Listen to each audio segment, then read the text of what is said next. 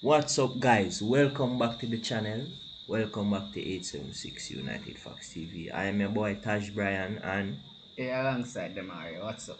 welcome back, people. I know this video is well overdue. We should have do it earlier, but we just get a chance, you see. So just forgive us for taking so long. As we said in the previous video, we are superheroes and so forth. So we're busy at times, but now we have some time for we give you guys a video. So without further ado, today's video will be just analyzing this season, the season of Manchester United. You know, is it a success? Is it a failure? Excuse me. We can also talk about should Ole stay or should he leave? And we need to also address the coaching staff. We have already covered the ownership as well, so we're not going to go in the ownership because we know the owners need to leave as well. But so today's video will be the coaching staffs. Is the season a success or a failure? And should our manager leave? Not only that, in all being said, to verify or know for sure whether this season has been a success, a failure, or a progression, we need to compare to other seasons. We also need to compare the manager to previous managers. So there's a whole lot we will be doing, a lot of comparison, a lot of contrast. We'll give you our verdict. Go ahead. So yes, first and foremost, we want to just get into the managers. So you know that the last successful manager, in my opinion, and I would believe Gallup as well, And would agree with me. this is post Fergie, right? No, I'm saying the only manager. Oh, sorry, let me rephrase that. The last manager that I was happy that was at the club was our Sir Alex Ferguson. So, so what we're going to go divulge in today is we're going to speak about the managers after Mr. Ferguson. So, firstly, we need to talk about his predecessor, David Moyes. That means the man directly after him. So Demaria will take it Well, from here. all right. When you look at it, Fergie retired and gave Moyes the possession of a high hand, right? They won the season that year. So On the league, therefore they yeah. won the league that season. So therefore, you're having a fantastic team. The hype is there. So you're riding a fantastic wave, right? However, with that team, David Moyes only managed to manage 51 matches along with one trophy. However, his sacking came as a result of finishing seventh that season. So you have a championship side and you finish seventh that season.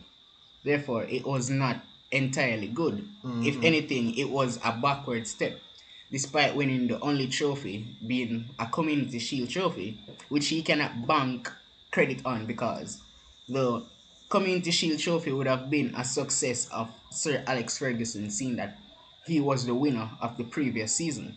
So therefore, all Moyes had to do was go out there, put a starting 11, and grab the trophy. So therefore, it was not entirely his achievement, but finishing seventh Was with unacceptable. a super team that won the league, definitely unacceptable. Now his arguments were you could have gave him time. There's no time to be given because if you could not do anything with a number one team, you could not challenge for the title. You could not even make Champions League. In fact, in about a decade or so, that was the first time Manchester United had not qualified for the Champions League. So therefore, that was a rubbish season. Outright garbage. Despite winning the one trophy, it meant nothing for us. After him was Louis van Gaal, right? Now, tactically, I think this guy has been Manchester United's best manager ever. His tactics were off Post the chart. Fergie. Post Ferguson. Yeah. His tactics were really good, superb. The Dutchman, he came in, he had a system and it worked well. However, he just never got the players in which he wanted. So he eventually played a little over 100 matches. He won one trophy, which was an FA Cup, which we weren't deemed to win because judging by the strength of the squad, the players weren't really expected to do much.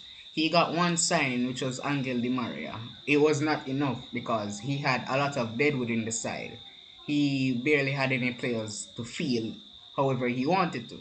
So, winning the FA Cup and bringing us back to Champions League, I would say, was a major improvement for his squad, seeing that we had finished seventh previous season. So I would say that he had a fair season at Manchester United. However, it's now the tradition, it's now the culture. You give the managers 2 seasons. If they don't do something spectacular with that, you sack them. And You don't really give them the players that they want, so right? this is where I want just add my little part upon this. I know David Moyes with the squad that he had. You know, I have a listing of the squad here. De Gea was at his peak. Well, he's still at his peak in my opinion now. He's a better keeper right now than Dean. He was at his peak at the time because he just came off a title winning season, winning the Premier League.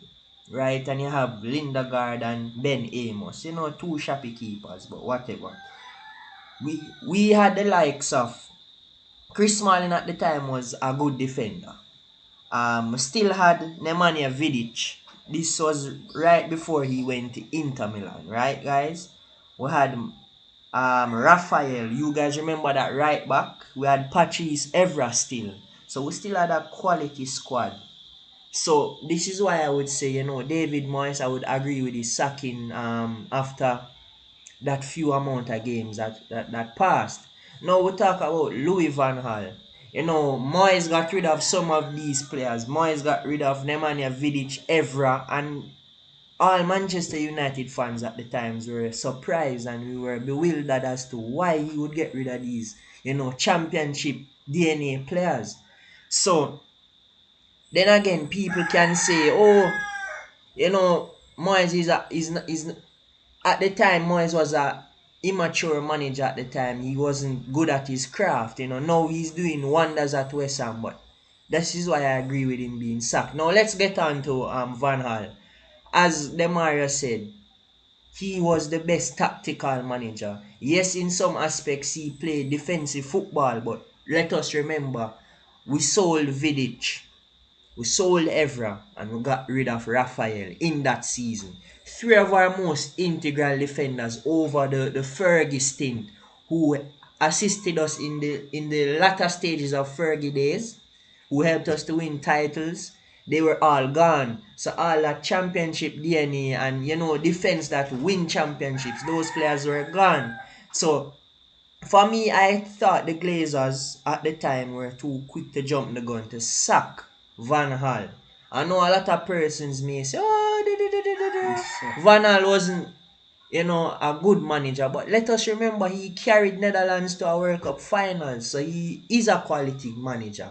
And we can also look on the other side as well. He wasn't given the players he wanted as well to carry our team to the next level. So we can also look at that as well. So now we can speak about Jose. Jose. All right. So Jose Mourinho now, I think post Ferguson he has been the most effective manager. Whereas he finished the league with Manchester United after 2 seasons. He had the highest points tally ever after Fergie. Ferguson, right? He won the most trophies, which are three. He won the Europa League, which you can say is a bargain because that's a trophy that's outside of England. It takes on foreign competition. It's not It's always a easy to European win. trophy. It's a European Cup. He won the FA Cup just like anyone else, and of course, he won The the Community Community Shield. Shield. However, to have won the Community Shield, that means that you must have either won the FA Cup or finished at a high rank in the league. You have to win the league. Exactly. It's So normally therefore, the league winners and the FA Cup Cup fine. Exactly. winners who play for the Community Shield. So So yeah, out of those two, he wasn't the league winner, but guess what? He did win the FA Cup. So therefore, he earned himself the spot to be in that Community Shield finals, which he won. He took it by chance and he came out victorious. right. Now, he had a lot of mishaps. He had a lot of fallouts with the board. He never really got the players in which he wanted. Some of his decisions weren't the right ones, but at the same time, he got the job done. As I said before, out of all the managers post Ferguson, he was the most effective because he got us into the best positions. He got us the most silverwares. So I would have said that his success at Manchester United wasn't a failure. Instead, it was a progression whereas he was making himself to the top. He said that finishing second with Manchester United was one of the biggest achievements ever. And when you look at the squad that he had, you can say he was being fair because out of all the managers that we talked about, He had David the best Moyes, Van squad. Hal, no, he didn't. I'm, He I'm had one of the talking worst after squads. Moyes. No, no, no. I His would squad, disagree. the market value for his squad was 545 million compared to that of Louis Van Hal, which was 560, and that of David Moyes coming off a championship season at 600 million. So therefore, finishing second in the league, and that was a very competitive league because the points tally were so close where there was a narrow margin separating third, fourth, fifth, and sixth, as well as second place. We earned that second place spot, but it was not easy. So therefore, I would say he was the most effective manager going forward with the team Manchester United. Three trophies, I just want to back-to-back add. Champions League places. I just want to add something as well. Um, regarding, let us be fair here. He had the most success post Fergie. He was the manager that had the most success. But he and I can attest. There was a time under Jose that we said, yo, he needs to leave because one, the style of play that he began playing in his last season was very unattractive football and very unentertaining football because it was always, soaking pressure and always playing the likes of Fellaini, having Ander Herrera on the bench and so forth. So yes, we can say that Jose was a very defensive manager and that wasn't the Manchester United way. But we have to also remember, we have to give him his props, guys. He was the best manager post Fergie. I would say he's better than Ole right now, which we are going into. Because yes, a lot of Man U fans out. I'm not saying I want but Jose Mourinho at the club, I'm just saying he's the best coach you had post Fergie, right? The statistics is there to show as well. Second place in the league, back-to-back Champions Leagues, not winning the Champions League, but back-to-back appearances in the Champions League rather. Winning an FA Cup, which is a big achievement because look how Manchester City fans behave when they win the FA Cup and the Community Shield. So for me, he's the best manager post Fergie, but in terms of what he did in the latter stages was not attractive for us Man U fans. So let's get into our new manager, Ole. I want to start off with Ole first. Then I make Demaria say his piece. Now, I won't be dishonest with you guys. I was happy when Ole came, he took over from Mourinho. As I said, Mourinho was playing a brand of football that was unattractive and was something that I was tired of seeing because every day we just either we're going to score one goal and we defend for the duration of the game. That was not attractive and that's not what we are used to when we're watching Manchester United. So I wanted that to stop, and in order for that to stop, Mourinho had to leave. So I agreed with that decision. Now, when Ole came, I must admit, the new manager burst of energy I had inside of me. I was like, yes, finally something new. Ole was playing a different brand of football. He had the guys playing counter attack. The Manchester United DNA was slowly coming back into the players. So I was happy. Then the Glazers rushed and give him the permanent job as the manager, because he did fairly well. The season after that, he finished third, right? Mm-hmm. No trophy. Battled two or three semifinals. Three semifinals. Yes, he battled three semifinals in that season, guys. And we're saying, alright, this is progress, right? Because we finished what? Sixth in the previous season. And now we finished third, three semifinals. Not a bad outing. So now I said, give him one more season. He got the one more season. finished second, which is a progression when it relates to the league. We got 8 more points than last season, but we got to a final and we managed not to win. So now the big question is Ole Gunnar Solskjaer? Should he stay at the club? Should he leave? Did he progress? Now this is where I want you to come in. What do you think? Firstly, let's go back to where he was appointed as manager. Right? He inherited the Jose Mourinho squad, which we said was playing non-attractive football, right? And he started off brilliantly with a good run of form, 8 consecutive wins. However, that team did not play any real competition. We were playing bottom of the league tables, Brighton, all of those, Cardiff. We did not play any big teams. We didn't have any competition. So therefore, Jose Mourinho would have gotten the same results against those same teams, hypothetically. Because when you think of it, Manchester United is not supposed to lose to a Cardiff City. Manchester United is not supposed to lose to a Brighton and Newcastle, etc. Right? We're supposed to dominate those small games. However, it's easy for Ole to get the results because you're playing a team which have far less quality than yours. Of course, you're going to control, you're going to attack, you're going to counter attack, you're going to do everything that's splendid, right? Just Ole's first big match as a Manchester United manager was when we came back against Paris Saint Germain in the Champions League. You mean Ole? That's what I said, Ole. We Mm. came back against Paris Saint Germain, right? And we were all ranting for him, raving, etc. But what happened after that? The team just started to get poor and poor again. We literally lost the confidence, we lost the boost. We were performing average once more. So therefore, I would say the 8 consecutive wins, the good run of form was just the new manager effect. The team went right back to where it was. Now, when you look at it, Ole saw out that season. It was a very poor season. He saw it out and he finished sixth. They appointed him as manager, saying that there was little or nothing that he could have done, right, with that squad.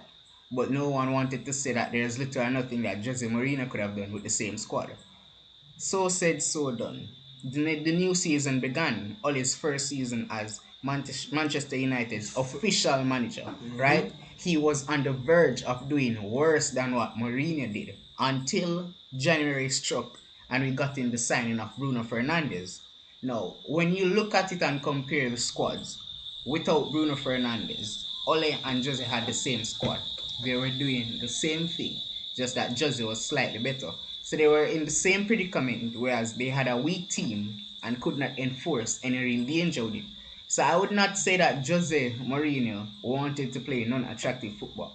He played the football that best suited a reluctant Manchester United side, right? Now, Ole got Bruno Fernandes. A revelation. It was a revelation. We managed to step up game, we stepped up form, etc. But when you look at it, in that same season where Bruno just arrived, it was an underperforming league. The teams were not being at their best The only team that was dominating was Liverpool. at the time. And not further from them was Manchester City, which would finish second. So therefore, it was an underperforming league. So when you compare that league now, that league season, league campaign, to the But one but in but which Mourinho I had, believe by January we were like we were out. still sixth. We were Yes, still yes, sixth. out of top four. So therefore, with the same squad, Ole was not doing any better. Ole was not even showing any real threat, right? When Bruno When came, Bruno came. So it's like it therefore, catapulted us above there the. lays the question, what if Jose and the other managers have got what they wanted? What if they got the players in which they wanted? If they had done so good with a mediocre team, right?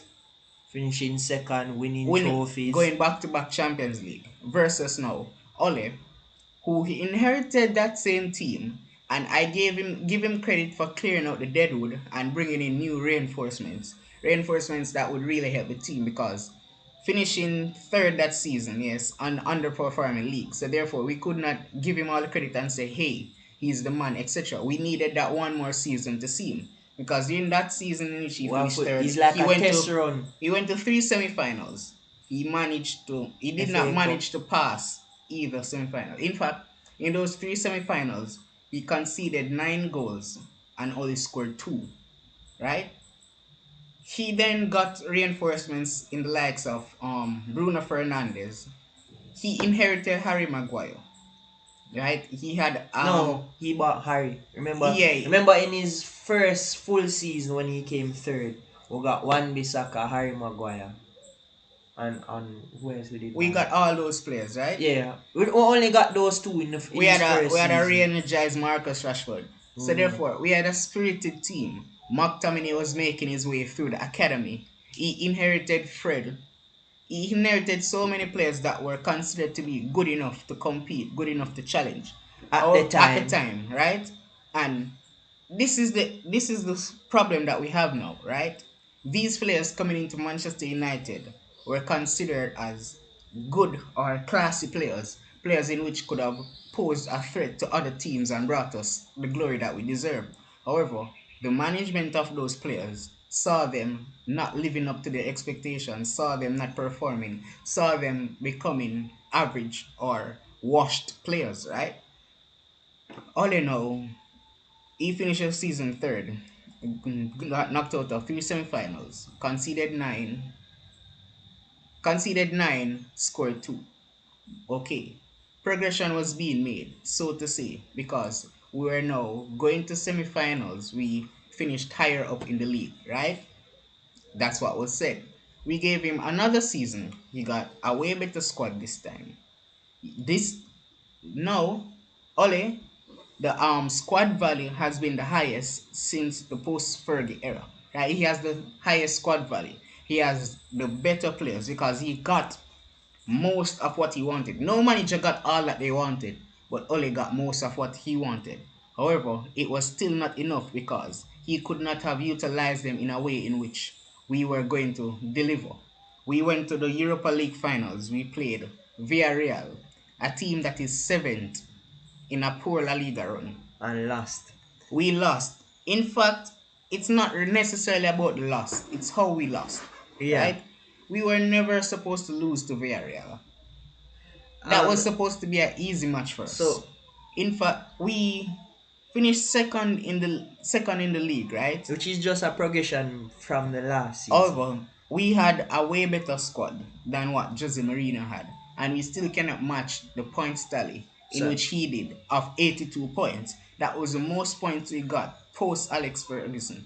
So therefore, with a better squad and knowing that Jose Mourinho was set to play unattractive football, Ole Gunnar Solskjaer could not match his points tally. So therefore, was it that Jose was playing unattractive football because that's his style of play? Or was it that he's playing unattractive football due to the due squad. to the team? So that's Exactly. where I want to jump in, guys. Because this is really the topic we are trying to debate with you guys because we have our opinion.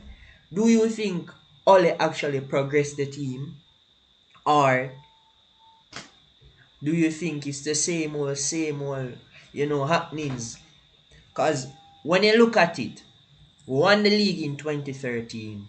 We've fluctuated our performances within the last We what went up eight and down. years, right? Sixth, we finished seventh, fourth, sixth, fourth, Second, second, third, third. second.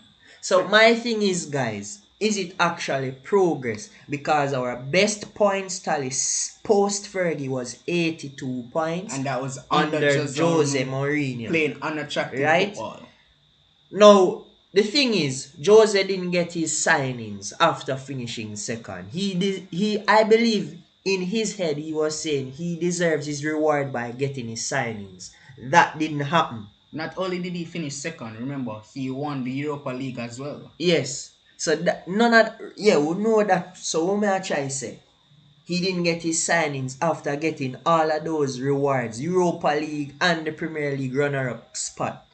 Now, in my opinion, I would say the board should have given Jose his signings to see what kind of football would have been played. There were no signings after that second place finishing, guys. There was no signing. Therefore, the likes of Liverpool were improving their squads when their squads were already being improved. Man City Man was City getting as way well. better.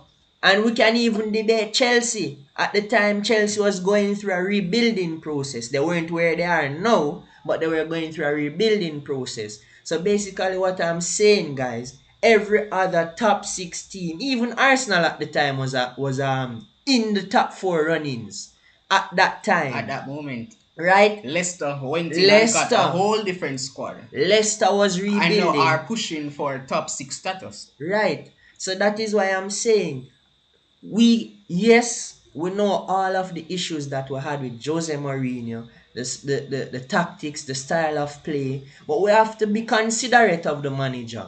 Yes, I wanted him to go as well because something need to happen with the squad, but he was stubborn in his ways and playing a certain way that wouldn't give us the best results. But we can't put the 100% blame on him. That's all I'm saying. I'm not saying that he should have been at the club still. What I'm saying, you can't put the total blame on him. Basically, now, let's move on. So now, what I'm saying now, let us speak about Ole now. He's managed to get a lot of those deadwood players from previous managers out the club. He gotten Chris Smalling out, Darmian out, Alexis Sanchez out, Ashley Young, Ashley Young, Romelu Lukaku Lukaku, which in my opinion, was not needed to go. but He the just had a, tactic, yeah. It the did not way suit him well. Manchester United at the time wasn't the best suited team for Lukaku in terms of the system that we play at the time. So therefore, whilst we got Deadwood away, we still got valid Players. players out So let us because speak even about we'll even lost under Herrera. yes, which is not a Deadwood player in my opinion. But I don't know why Ole got rid of him because now we are struggling and we are arguing as to why Fred is constantly getting playing time. Alongside Scott McTominay McTominay, I believe Scott McTominay is the better of the two, but he shouldn't be getting as much as much playing game time. time when you have players coming in such as Donny van der Beek, Amad Diallo, Alex Telles. We know Alex Telles and Luke Shaw already, so we can't really complain. Maguire came in, which was not much of a revelation, but better than what we Still, he had. was vital because when you look at the last run of games in which he was not present, the defense was lacking Yeah. vastly. So basically, guys, what we are trying to debate here, what we are trying to discuss rather, is that whether the current squad that we have could have surpassed what we had been seeing over the years post Fergie. So when you look at the squad we have now, in my opinion, it was a better squad than what Jose had. If you look at our front line, we have Cavani, we have Marshall. As much as you guys may dislike him at the moment, he's a quality player, but he hasn't had a good season. We We still have have Marcus Rashford, one Rashford, of the best Asian Greenwood, talents. Greenwood as well. Then you can even speak about the Diallos and sadly Dan James, no disrespect. But I'm just saying the attacking option is a little better than what we had over the years. Over the years we depended on Lingard at the time was a crucial player. But we had Lingard, we had Mkhitaryan, I believe. But yes, which We was had Yanas no good for us. we had Yana Zion. Those players are washed up players right now. They have to be rejuvenating their careers in other leagues. So basically, we have a somewhat better attacking line. Our midfield is poor, so I won't even go into detail. Well, our Based on midfield what is is poor by choice. yes, our preferred midfield right now is poor. So I can't really speak about the midfield because I believe between the Moyes, the Van Hals, and the Mourinho, this midfield is the worst in years. And to stick a point, right? Pose alright, Jose Mourinho as manager for Manchester United, right? After his sacking, every other teams were looking to bolster their squad. They were bringing additions and Yeah, etc. Liverpool went ahead, did phenomenal in the transfer market. Manchester City, as usual, would go ahead and dominate in the transfer market. Chelsea, I said, was rebuilding. Arsenal were on a rebuilding stage. They just got rid of Arsene Wenger at that time. Tottenham, well, they were in high hopes with Harry Kane leading the front line as usual. Leicester City, they were also rebuilding. So therefore, it was a weekend top six because the, even though we had two strong teams, the likes of Manchester City and Liverpool, every other team, including Manchester United, were on a rebuilding phase. So therefore, this caused for the league to become slightly less competitive in So terms of the top therefore, six challenge so and teams being weakened. So therefore, we should it's have done much arguable better. we should have done way better, Right. right? When you It's look at Ole finishing second this season with with 74 points. 74 points, just three ahead of Liverpool, which had a pretty bad season compared to the previous season where we finished third with 33 points behind of Liverpool.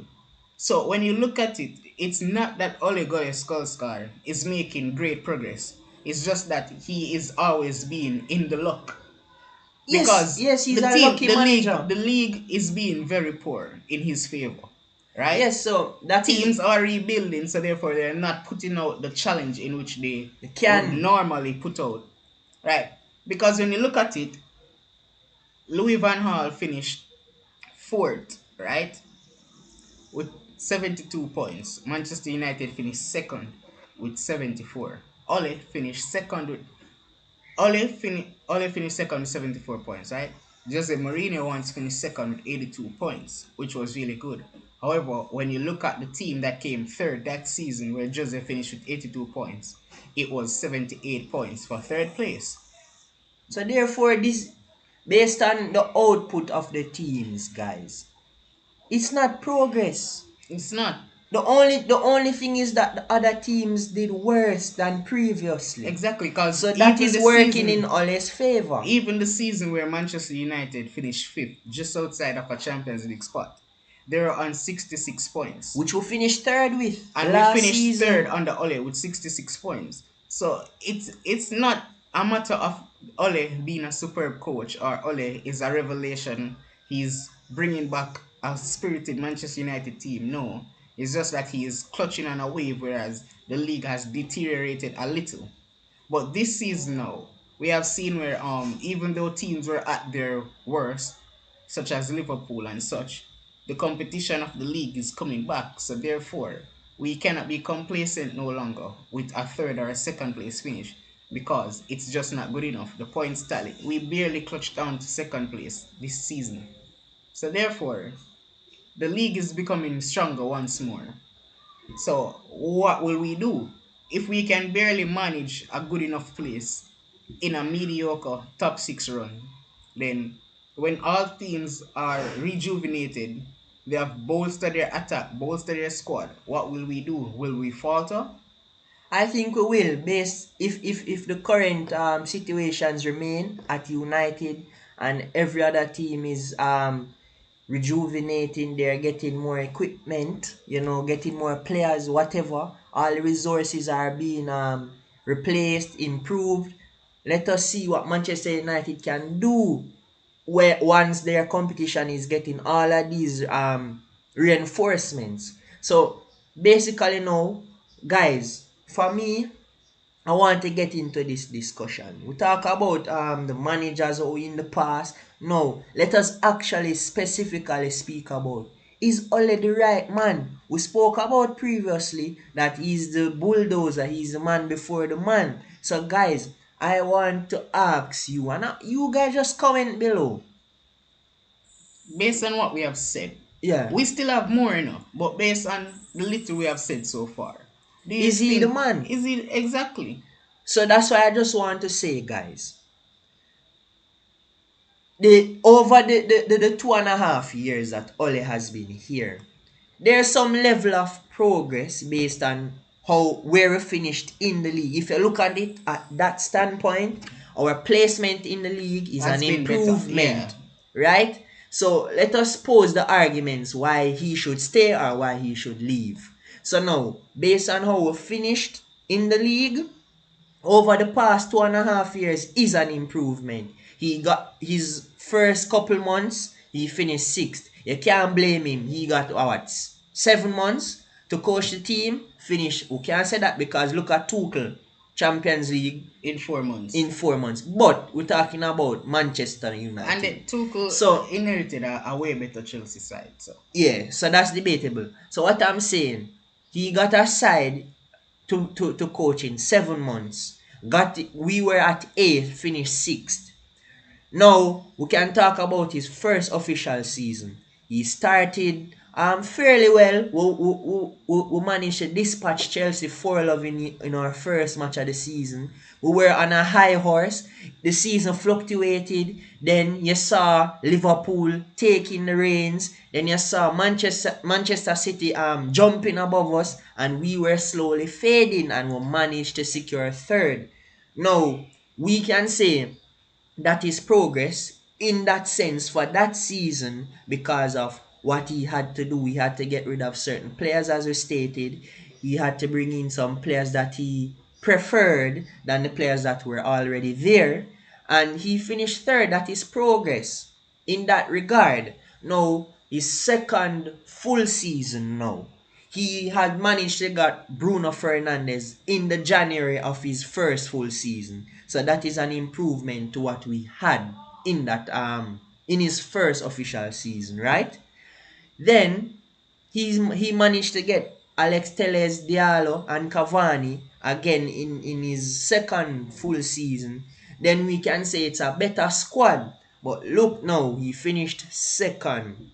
We were all miserable with his team selection. You know the thing for me, ever since we lost 6-1 to that Spurs team he, earlier on in the he made season. no changes. It's like something clicked in Ole's head saying that yo, something wrong. So for me, that is when my skepticism began for Ole, like serious skepticism. Because I was saying, he's doing, I can see the progress, the playing style, he's trying something, he's trying to make something happen here. Well, you see, after that 6-1 result, it's like, for me, I was like here for Ole, and now I was slowly going this way, guys. You know why? He started playing Scott McTominay and Fred and Victor Lindelof and Harry Maguire. Those four players for me are four of, well, not Maguire. Let us put Lindelof, Fred, and McTominay. These three core players that is in our spine, they're not good enough. And we bought Van de Beek, we bought Diallo, we have Pogba as well. Why is it Ole decided to put the likes of a Greenwood or a Rashford on the bench constantly to push Pogba on the wing, to play both McTominay and Fred week in, week out, 3 times a week? Tell me now, they are not good enough. And that for me was a big indication to say he's a coward manager. He's a manager that is afraid to take risks, afraid to make things happen, guys. And you know, when everybody was like, yes, we're in the Europa League finals, first trophy, Ole. That finals was a testament to what kind of manager he truly is. How is it that you are in a big finals, regardless of it being the Poundland version to the Champions League? Regardless, it's a European title and it is revenues for Manchester United. So there's a lot at stake. So guys, that final was the final nail in the coffin for me. Because I am saying, look at the game that we had. He played arguably one of his best team selections, excluding Maguire because of injuries, but arguably one of his best team selections. Starting all the fiery strikers in Cavani, Greenwood, and Rashford. Then a midfield pivot of Pogba and what Scott McTominay with Bruno as the point man. You know, we have Luke Shaw, Wan Bissaka, Lindelof, and Eric Bailly with David De Gea. Arguably his best team selection all season. You know what I'm saying? So therefore, you still have quality on the bench. You have Teles on the bench. You have Diallo on the bench. Matic on the bench. You have Donny van de Beek on the bench. Quality players on the bench. When you compare those bench players with last season bench players in the semi-finals, they far exceed the talent level of what we had on the bench. So this for me, guys, was a tipping point, the final nail in the coffin for me with Ole. You are in a cup finals, haven't made any substitutions within regulation time, and managed to make your first sub in the second half of extra time. Being a defensive midfielder when you're craving a goal. So that for me was the final nail in the coffin.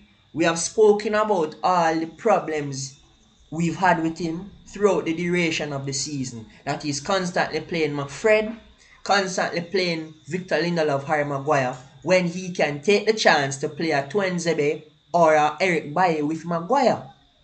These things, we haven't seen him explore these things. Or even change a new midfield. Yes, we haven't seen We'll him. bring it back to the starting of the season in the Champions League where we beat Leipzig 5-0 But it was McFred. and we beat PSG 2-1, right? Look at the formation in which we played when we dominated against Paris Saint-Germain. We had three centre backs, two wing backs, Tejes and Bissaka being the wing backs. Shaw, Maguire, and Lindelof being the centre backs, right? It wasn't Maguire. Shaw, Maguire, Twanzebe, and Lindelof, right? It was Luke Shaw, Twanzebe, and Lindelof, Lindelof, yeah. right? And despite Lindelof being poor throughout the season, in that match he was good because he had two persons to cover with him. With speed. So therefore, is it a case where you don't know the best output for your players? Because Lindelof in a back three is way better than Lindelof in a back two, right? So therefore, that caused an alarm. You don't know what you're doing. Either way, so right, we that managed to get a good result out of that match. We won that match, right? Arguably, that was our best formation for the season because we went into the RB Leipzig game with the same formation. In fact, we had some of our top players on the bench for that Leipzig match, and we still managed to come out with a 5-0 victory. So therefore, arguably that was our best formation. That was the best system of attack that we had. However, it was changed constantly throughout the season. 4-2-3-1. We had a lot of formations that were Well, just not since working. January till now, he managed to play 4-2-3-1 because he wanted to put McFred in that pivot. For me, and I agree with you, he used various formations earlier on in the season. But you see, ever since he got that 6-1 thrashing, it's like he became stubborn, he became a coward. He was a coward before, when you look, the signs were there. I don't think he's a coward. I just He think is. he doesn't know what he's doing. He's a coward. Why am I say that?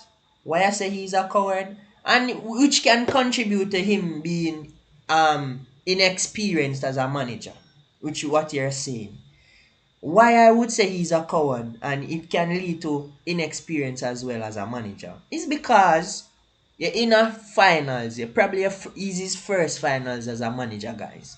Why is it that you're so afraid to change the game? Yes, you start your possibly best team against this squad. McTominay and Pogba in the pivot, Bruno, Cavani at the top, Rashford, Greenwood, arguably our best front three with our best midfield three, arguably, right? So you see that after a while, it not clicking because of fatigue. Why not try something else? You take out Pogba, you put in Donny van de Beek, argument's sake. For me, in that match, take out Rashford. Rashford never play nothing. Every time him get the ball, him lose it. You can put in Diallo there. Come on now, you have Daniel James. If he's even Daniel James, you prefer to play. Put him It's there. not even about signifying which player to come out because obviously It's we just the needed fact same. that he never changed Exactly. something. And when you look at it, right, most of Ole's career at Manchester United as a player. He's a What was he? substitute. Exactly. So even that I cannot Talk about that. understand. He is even the man who made us win that treble in '99. Yes, a lot of us weren't alive that time, but I'm telling you, for the majority of all, for the duration, correction of his career, he has been a substitute player. So why is it that he is so reluctant to give the substitutes the opportunity to prove themselves and the opportunity to impact the game? Because that's what he was as a player. He was an impactful substitute player. So that as well for me contributes to my argument. He's a coward manager because of inexperience and a mixture of other things. Because in a game of such significance, guys, he should have been confident enough to put on a Van de Beek. But then again, he hasn't played that player as often as we would have liked in order for him to get enough game time under his belt. You can talk about Diallo, a $35 million player from Atalanta, just put in the academy level, played all season, nothing happened. So what is it, guys? Something's not right. Yes, we can pose the argument of not being his signings and so forth, but Danny Van de Beek is not a flop of a player. He became a flop because of Ole. But when he was signed, he's a quality player. So why is it that Ole couldn't see ways and means how to utilize this player and how he can help the squad? But for the majority of the season, his McTominay and Fred weren't good enough. The finals proved, and he put on Fred when we needed a goal to be scored. So I don't understand, guys. Ladies and gentlemen, that is my argument as to why I am a Ole outer at the moment. At the beginning of the season, you can go and check previous videos. I said he was Ole out from the beginning, but I saw it coming. I said we have to give this manager the opportunity to get more signings, to get more resources, to get the players that he likes in order for us to make a decision. No, other fans may also argue as well that he hasn't gotten his required signings. We can say he didn't get Van de Beek, he didn't get Jack Grealish, argument's sake, or Jadon Sancho. Instead, he got a Diallo and a Van de Beek. Fine, but at the same time, the great managers, even though things like that may happen at times, they still find ways to implement these players or to get these players under a system. Not only that, do you think if he had gotten those players, he'd have used them? Because he asked for Alex Stays, he got him. He barely used him, right? He Well, asked for that's debatable because Luke Shaw played well. Okay, he asked for Amad Diallo. No presence of a right winger. Amad Diallo only played 3 matches in the Premier League. I know the 2 outside of the Premier League. The argument for that, him young, but why get him? No, but he still wanted him but never used him, right? So therefore, what's the point? He's just going to get more players and not use them anymore.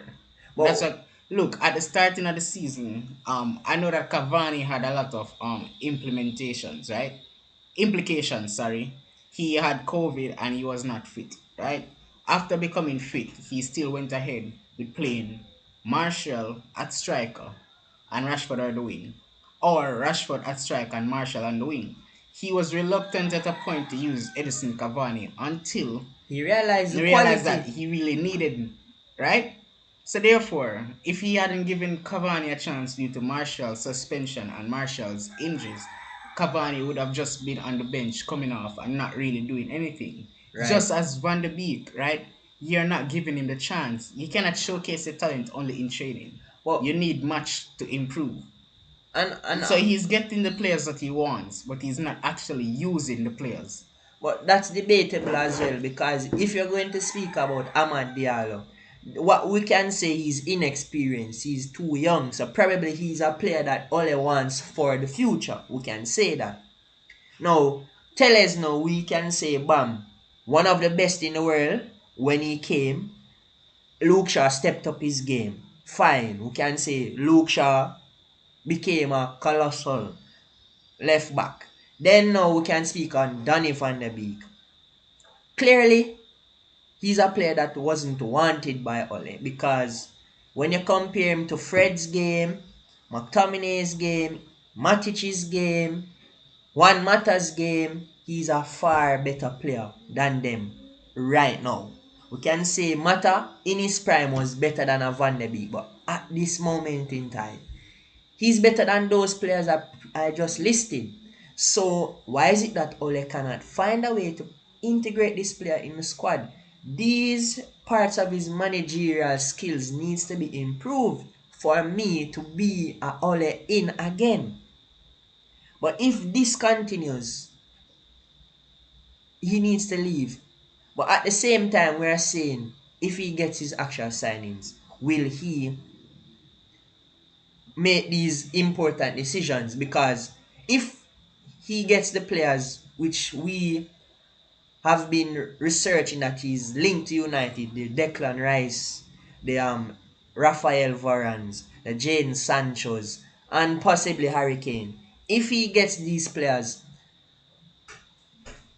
if he does the same thing what he did in previous seasons, that for me will prove whether or not he actually has the ability to make these decisions. Now, I could say, bam, I am all out because of everything he's done over the season. And the final nail in the coffin, as I said, was the finals of the Europa League. But what I'm saying, we can't be unfair though, because he didn't get Sancho. He didn't get Jack Grealish. He got Van de Beek and Diallo. So it would be sort of unfair to say that that was his actual signings and those are the players he wanted. So let us speak hypothetically. If he gets these four players that he wants, that is publicized in the Athletic, BT Sports, from Christian Folk, the German journalist as well, and Fabrizio Romano, if he gets those four players, Rice, Varane, what's his name again? Paul Torres. Not Paul Torres.